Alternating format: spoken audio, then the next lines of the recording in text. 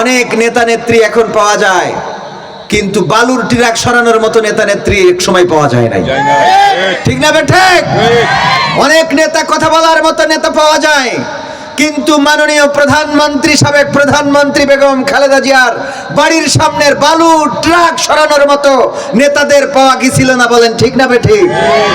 এইগুলো বলছি দুঃখের জায়গা থেকে, আক্ষেপের জায়গা থেকে। যে জন্য আজকে কথা বলার সুযোগ হয়েছে, যে জন্য আজকে বক্তৃতা দেওয়ার সুযোগ হয়েছে, সংসদে বসার সুযোগ হয়েছে, সেই কারণগুলোকেই আমরা এখন পাস্ট করে ফেলেছি, ভুলে যেতে চাই। আমরা আবার টানাটানি করি অনেক আরো অতীত নিয়ে, অথচ নিকট অতীতকে ভুলে যাচ্ছে। মাত্র কয়েকদিন আগেই তো ছাত্ররা রাজপথে রক্ত দিল। শান্ত মুগ্ধ আবু সাইদ, শান্ত মুগ্ধ, শেষ হয়নি এখনো যুদ্ধ, এখনো যুদ্ধ থামে নাই। আমরা এই দেশকে গড়তে হলে, এই দেশের স্বাধীনতা সার্বভৌমত্বকে টিকিয়ে রাখতে হলে অবশ্যই মানুষের বাক স্বাধীনতা দিতে হবে, কথার সাথে কাজের মিল থাকতে হবে, জুলাই সনদ বাস্তবায়ন করতে হবে, 70% মানুষের গণভোটের গুরুত্ব দিতে হবে। বলেন ঠিক না ঠিক? এইগুলো যদি বাস্তবায়িত না করা হয় তাহলে জন আকাঙ্ক্ষা বাস্তবায়িত হবে না।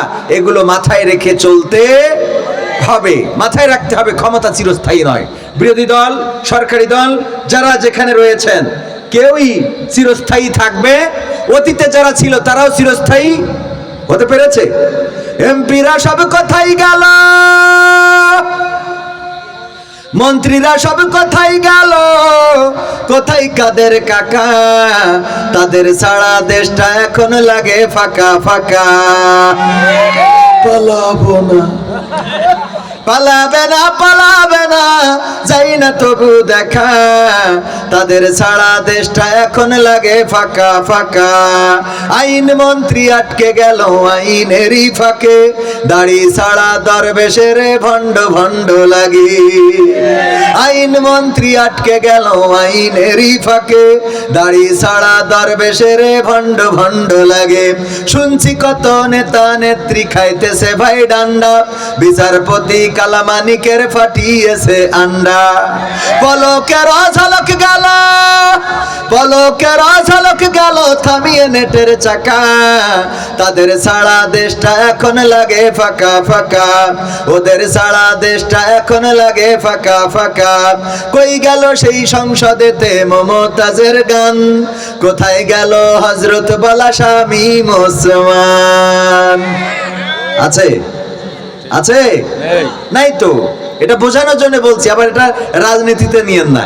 কই গেল সেই সংসদেতে মমতাজের গান, কোথায় গেল হযরত বলা শামীম ওসমান? ইনু মেনন দীপু মনি আছে কারাগারে, বাপ করিলেও পাপ কখনো ছাড়ে কি আর তারে। কোথায় গেল স্পিকারের, কোথায় গেল স্পিকারের দৃষ্টি আঁকা বাঁকা? তাদের ছাড়া দেশটা এখন লাগে ফাঁকা ফাঁকা, ওদের ছাড়া দেশটা এখন লাগে ফাঁকা ফাঁকা। কোথায় গেল আরাফাত আর ব্যারিস্টার সুমন? কথা বলার সময় তারা করেনি ওজন। মুরগি কবির খাইছে ধরা, জাফর কোথায় আছে? গোপনে কি সেও গেল মোদি দাদুর কাছে? কোথায় গেল সালামের, কোথায় গেল সালামের কাড়ি কাড়ি টাকা?